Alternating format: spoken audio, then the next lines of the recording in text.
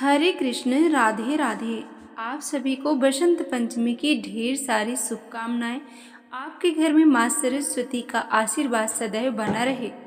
जो भी व्यक्ति बसंत पंचमी के दिन इस पावन पवित्र कथा को सुनते हैं, उनकी सभी मनोकामना पूरी होती है। आप सभी जानते हैं कि आज बसंत पंचमी का पावन त्योहार है।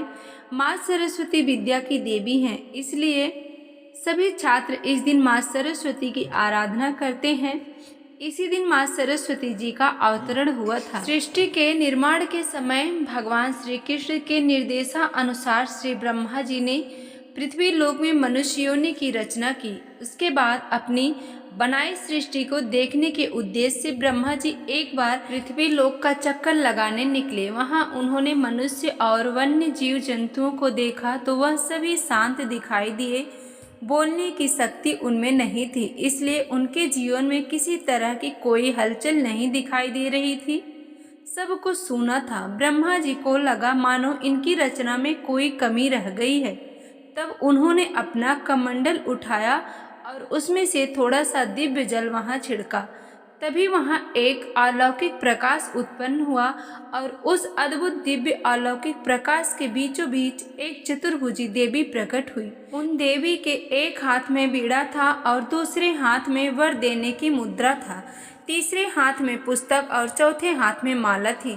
देवी ने अपने जन्मदाता श्री ब्रह्मा जी को प्रणाम किया और वहीं ब्रह्मा जी की मानस पुत्री सरस्वती जी कहलाई।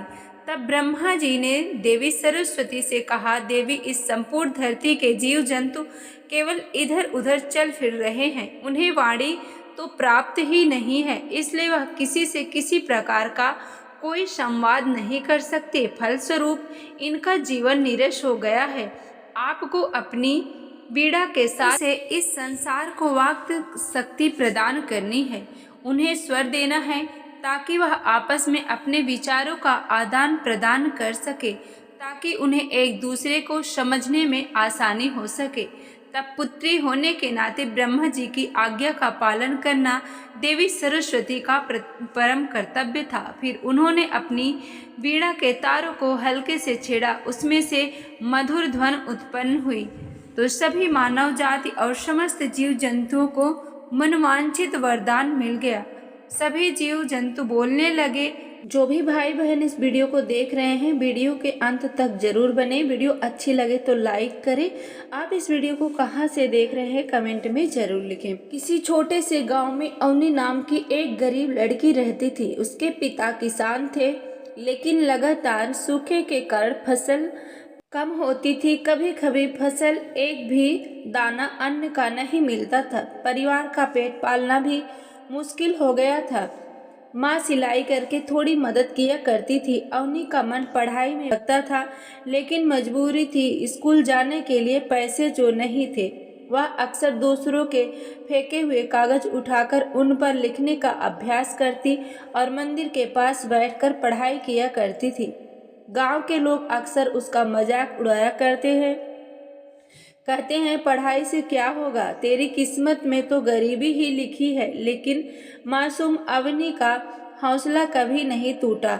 हर वसंत पंचमी पर वह माँ सरस्वती के सामने एक छोटी सी स्लेट ले जाकर उनसे प्रार्थना किया करती थी। हे माँ, मुझे ज्ञान का आशीर्वाद दीजिए। मैं खूब मेहनत करूँगी, लेकिन मुझे आप मार्ग दिलाइएगा।